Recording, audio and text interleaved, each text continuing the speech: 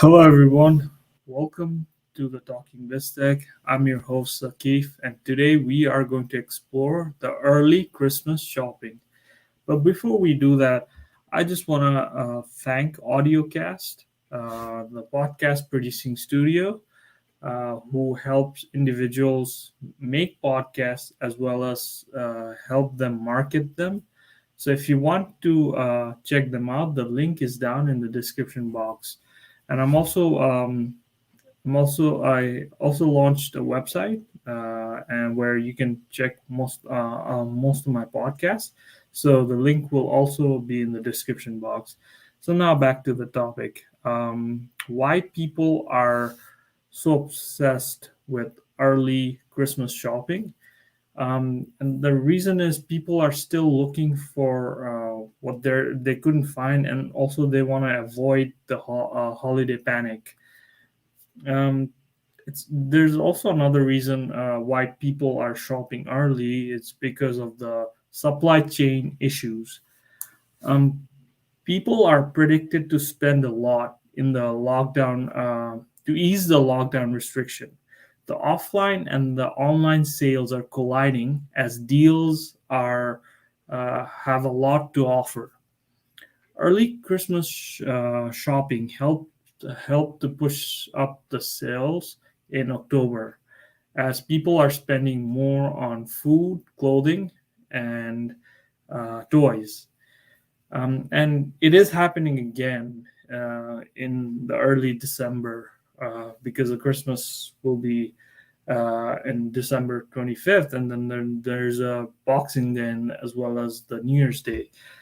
Um, However, the cost of living is going up in Canada, which means the country is in inflation. And as a result, fuel sales are falling sharply. um, so the October this year, we had a fuel crisis. Actually, it's not October; it was in September, and this is also leading to a supply chain issue, which is why Canadians are shopping earlier than usual. So my guest for today's episode is Grace Cornell. She is an entrepreneur. She's also an agency coordinator of Pinkerton Security and a detective agency. She's also a gymnastic coach.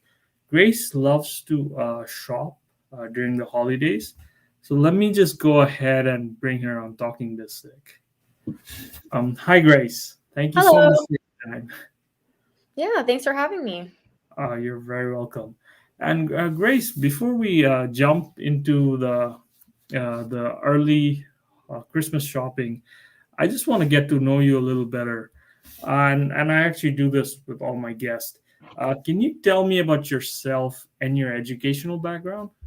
Yeah, sure. So for my educational background, I have about half of a bachelor's degree under my belt. Didn't get a chance to finish it because unfortunately with COVID and everything, the transition to online classes made it a lot harder for learning wise. And so Oh, as a result, my grades were definitely taking a big impact on that. mhm. Luckily though, I was presented a few opportunities at the time, so I was able to jump off of that. But I do definitely hope to go back to school again sometime.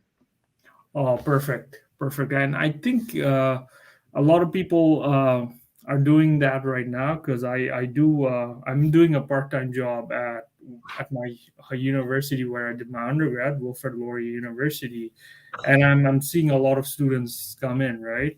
However, however the problem is if the case is more, then um, like some places have to go through the lockdown restriction. For example, someone had a COVID in the food court, so then they had to remove the chairs, right? So um, Yeah. it's good that you are thinking of returning Mhm. back, and yeah, it can be very challenging. I myself have done that too, where I had to take a break from studies and focus on something else, and then I went back again. What? So I have a question for you. What does a typical day look like for you? So typical day looks like for me. Yep. I wake up, I check all my emails. Mhm. So within gymnastics, I do a few like accounting and management kind of things on that end as well. So I've got emails to check regarding that. And sometimes as well overnight I work in security, so sometimes I Wow. do get emails sent to me at any hour of the day. Yeah. Check those right when I get up. And then I try to be a little bit physical during the day. I go do a bit of exercise, get in the right mindset for everything. And then when I get back, just a little bit of relaxing before I start getting ready for work because I usually work later in the afternoons. So I've mostly got the whole day to myself to just get set up and get ready and get on a good path for the evening. Wow. Wow. Yeah, it's kind of hard balancing when you're doing so many things. But Yeah. yeah, like one thing I learned from university is like the time management, being really good at the time management skills. Yeah. Um, and I bet it's really hard for you in some cases, especially when you have to drive, right? Is that correct? Yeah, sometimes because my both of my jobs are about 20 minutes away from where I live in opposite Oh, directions. So yeah. yeah, got to definitely consider that as well. And you did mention that you're actually I did say in the start of this podcast that you're a gymnastic coach, Mhm. um, and you also talked about it briefly. How did you get into the path of being a gymnastic coach, and what skills did you gain from being a coach? So it was actually kind of funny how I got into coaching gymnastics. So I kind of off and on did it when I was younger. Yeah. And then when I got to 11 or 12, I was actually found a love for it and was pretty consistent with it. But eventually, I was getting older. I had other girls in Mhm. my class as well that were younger than me. And in my classes, I actually started teaching the other people that like the other athletes. So then my coach was like, why don't you just become a coach if you're going to be doing Oh, so that's actually kind of how I got into it. So from there, just kind of grew within my gym, and now I've yeah. expanded to some other gyms. So hopefully, I'm excited to see where that goes and where that can take me. Oh, that's interesting. And it's you were like um, you were able to get the attention of the gymnastic coach, and yeah, I mean, that person probably was inspired by you helping other girls too, right? Mhm. And that's that's actually, yeah, that's how it starts. And yeah, it it's really and yeah, like once you get started, then you can you do It gain can skill. snowball, exactly. Lots of other Pardon me? opportunities can be presented. Yes, that is correct. Yeah. um so now I want to talk to you about the early Christmas shopping. Mhm. um as I'm sure you're doing it as well, and because I went to Conestoga Mall yesterday, and oh my god, it's just so many people like crowding, like it's just crowded, right? And I couldn't I couldn't stay there for, uh, for for much time. So Yeah. um and I just want to know, what is your prediction about the early Christmas shopping, and what do you normally shop for the holidays? So I think that in regards to like the early Christmas shopping, I feel like that, like you'd mentioned before with a lot of the Yeah. supply chain issues and stuff, that is Mhm. encouraging people to go out sooner. Yep. Other things to consider as well is the fact that, with the new variant of COVID as well, that's raising a lot of questions again about possible lockdown, more restrictions and things like that. So I think partially is a lot of people are worried that that's what's going to happen, and then they're not going to be able to get into the stores. Because flashback to 2 years ago, we'd always have lineups outside of Walmart for 20 minutes sometimes before you could get in because Wow. the capacity was so low. Yeah. So if that kind of thing happens again, people might not be able to get their Christmas presents that they need, and get all the things that they would like to get for Christmas. So I think that's part of the reason as well why there's so many people going out now in such a surge. It's like, that time where things are lifted, but they could go back down again. So it's that little gap there. But for me though, when I go shopping, mostly clothes. I like to get a lot of clothes and things for my Well, family like that. A smart. little bit of tech, not a lot, but a little bit of tech stuff. But yeah, just mostly clothes, house things, decorations, stuff like that. Oh, does that include furniture as well? Sometimes it can. um, no, that's amazing. Yeah, it's people do shop for clothing a lot. That's something I have observed this Mhm. year. And can you describe some of the crazy holiday deals and how it will benefit the shoppers? Yeah, so some of the deals that I noticed, like me for personally, I actually just got a new phone not too long ago. Yep. I don't know if you would consider this holiday deal or not, but it was a Black Friday deal. A lot of people, do a good chunk of their Christmas shopping on Black Friday. Yeah. But yeah, for me, I was able to get a new phone. I got the iPhone 11 Pro Max, which is the nice camera. So that was a big upgrade for me from the iPhone X, which is nice. But Oh, that was a pretty good wow. deal, actually. It was like, it was $0 down, reduced amount Oh, each month. yeah. And it was about still like 200 or 300 less than it would have originally been. Oh. Mhm. So you have upgraded from the iPhone X to the iPhone 11 Pro. Is that correct? Yep. Yep. Well, it's good to know because I have Apple products as well, and something I'm learning from you. Um, do you do you feel comfortable with like I with these latest iPhones? I think that, a lot of the newer iPhones are very similar. They're very repetitive. Yeah. Personally, I'm not one to have the newest iPhone right away. I give it a couple years and then see what's still the best at that time. So right now, my decision with the 11 Pro Max was because the camera on that one's the one Mhm. with the three cameras. So socially, a lot of people didn't really like the fact that it had three cameras, which is Yeah. why right now it's a big sale because they're trying to get rid of all that inventory. However, the Oh, fact that it does have the three cameras makes the cameras better than the 12 actually. oh, So when you compare it that way, the camera is better than the 12, and it's about the same as the 12 Pro Max or the 12 Pro from what I've seen. oh, So that's kind of why Apple's trying to get rid of it because it's not one that they want us to have right now. Because it's almost a threat to their newer phones and things like that, right? So that's kind of how I like to take a look at my phones and my upgrading technology. I give it a couple of years and then see where yeah. things are at. Okay. That makes sense.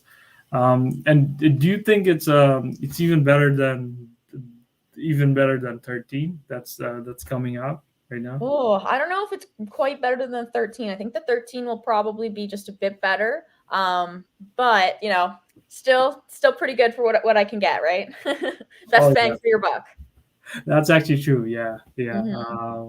Hmm. There's a term for that. I think it's uh yeah, the product will worth your money, right? So your money will be spent wisely rather than you Yeah. wasting it, right? Hmm. Um, and matter of fact, since we're talking about technology, where do you normally shop for tech products, and what are some of the craziest tech deals that you ever had in your life? Hmm. So for tech products, I would mostly say I go to like probably Best Buy. I go there pretty often. Wow. Sometimes even Costco if I can, sneak in with my mom's membership. They've got pretty good tech deals for the most part. Um, yeah, one of the better ones that I got was a couple of years ago. I upgraded to a new laptop. Yeah. And that was a Black Friday deal as well. And that one was very big discounted. I think it was probably like 40 to 50% off for like a Big Mac Wow. for a nice MacBook. So that one Mhm. was probably one of the craziest tech deals that I've seen. And actually, um, I wanna give honorable mention to my viewers. Another tech deals that caught my eyes, caught my attention would be the big discount on Oculus Rift. These VR headsets are very expensive, and it's So I believe Best Buy is giving out best big discount. So it's Yeah, you know what? Actually, my brother has one of those Oculus headsets, so I've had the really chance to play around with them before. They're pretty interesting. They're pretty cool. wow. So yeah, it's an Oculus Rift and then Touch. Can you see the banner by the way? Mhm. Oh, Yep. you can. Okay, perfect. So it's Oculus Rift plus Touch, which is $399, and then you will get the headset, you will get the sensors, controllers, and all the cables, and then 7 VR apps for free. Actually, yeah, actually, I did mention free.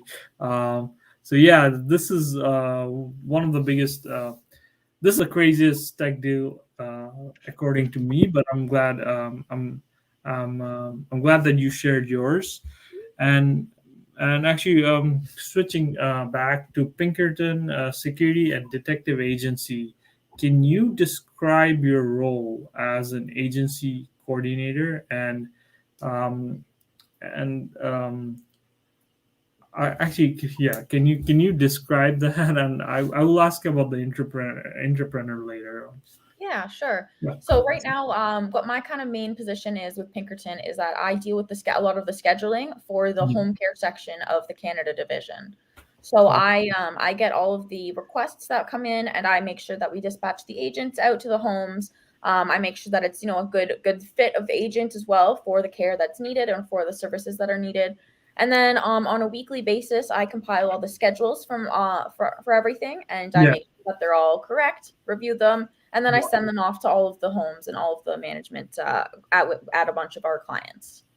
Oh, wow. Wow. And I just want to know, uh, just like an intrapreneur, because basically entrepreneurs are entrepreneurs within an organization. Are you also involved in recruiting or helping them with contracts? Is that correct? Not at the moment. That's not really my main duty. Yeah. However, they're slowly kind of getting me into that. So Yeah. hopefully I'll be able to see a new side of the business soon in that sense. Exactly. Yeah. So that's actually really good. Good to have the entrepreneurial skills, For sure. so that you would be down the road you can actually be a entrepreneur, and who knows, you might not even need a degree for that. Exactly. Who knows these days? Exactly. and speaking of degrees and living arrangement and rising living costs, like I mentioned in the start of this podcast, what is your opinion about the rising living cost and how do you deal with it? Um, I think that for the rising living costs, it's definitely getting starting to get out of control. For me personally, like I mentioned, I drive 20 minutes either way to any of my jobs. And the gas prices lately have been absolutely ridiculous. Over $1.40. That's a lot. That's a Ooh, lot. It's a yeah, lot. That's up 20 it cents is. than regular than it's been, which was already pricey at the beginning. Wow. So that's been a big challenge for sure. Happy to Yeah. see the numbers slowly going back down right now, but who knows how long that'll stay. For everything else though, Yeah. groceries and things like that.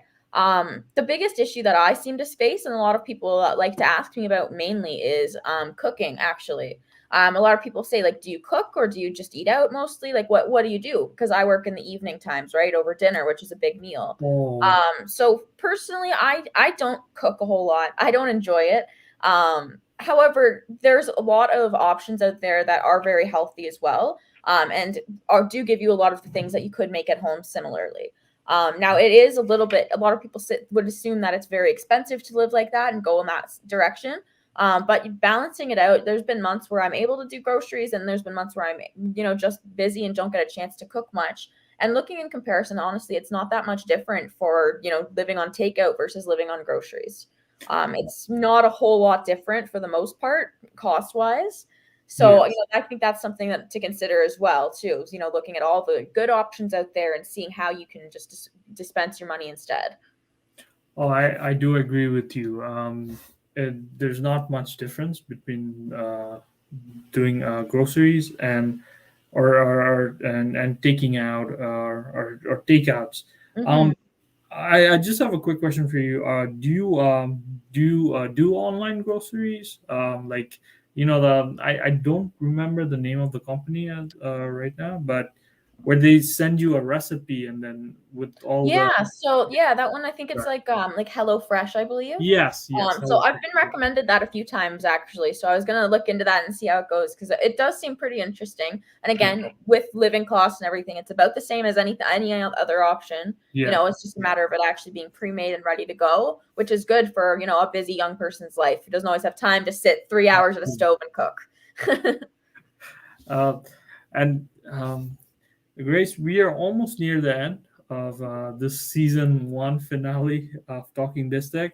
Um, I I have one last question for you. Basically, I just wanted your advice on how people can save money from the holidays and create a realistic spending budget. Yeah, so I think as somebody who does have to live on a budget that's pretty tight for the most part. I'm 21, I don't have a degree, I'm working full time, I have my own place. So creating a budget is something that's very, very important. I find that the best way to do it is create a holiday budget based on the absolute minimum, the bare minimum that you would need, and Yeah, then also create a bit of a buffer budget. So, in case you do go over your original budget, you do have a little bit of extra there as well, just in yeah, case, but yeah, not to the point where it's going to sacrifice your other bills and your other payments and things that need to get done. So have your base budget, have your bare minimums. yeah, And then in case anything happens, say the sale was over, you go over 20 more bucks. That's okay. It's not the end of the yeah. world, but just keep an eye out. Oh, okay. That makes sense. And thank you so much for your time, for that advice, for share and also sharing your knowledge. I wish nothing but the best for you and your venture with Pinkerton Security and Detective Agency. You being a gymnastic coach, that's interesting too. And also, I would say your journey as an entrepreneur. I hope it'll be fruitful. And I would love to have you on Talking BizTech again, uh, I'm always um, I'm always down to collaborate with you, and I'm very Hmm. excited to do that down the road. Grace, thank you again, and have a wonderful day. Of course. Thanks so much. You as well. Oh, you're very welcome, and bye for now. Thanks. Bye-bye. So, folks, thank you so much for tuning in to the season one finale of Talking BizTech. I will be back hopefully next month with season two, and and if you want to check out AudioCast, the link is down below. My website is also down in the description box, and also the the startup that I'm working with, it's called Tactics. They have a software, so the link is down in the description box too. If you want to, if you are struggling to find leads for your business, so the software can help you out. So yeah, thank you so much, folks, and have a wonderful day. Bye for now.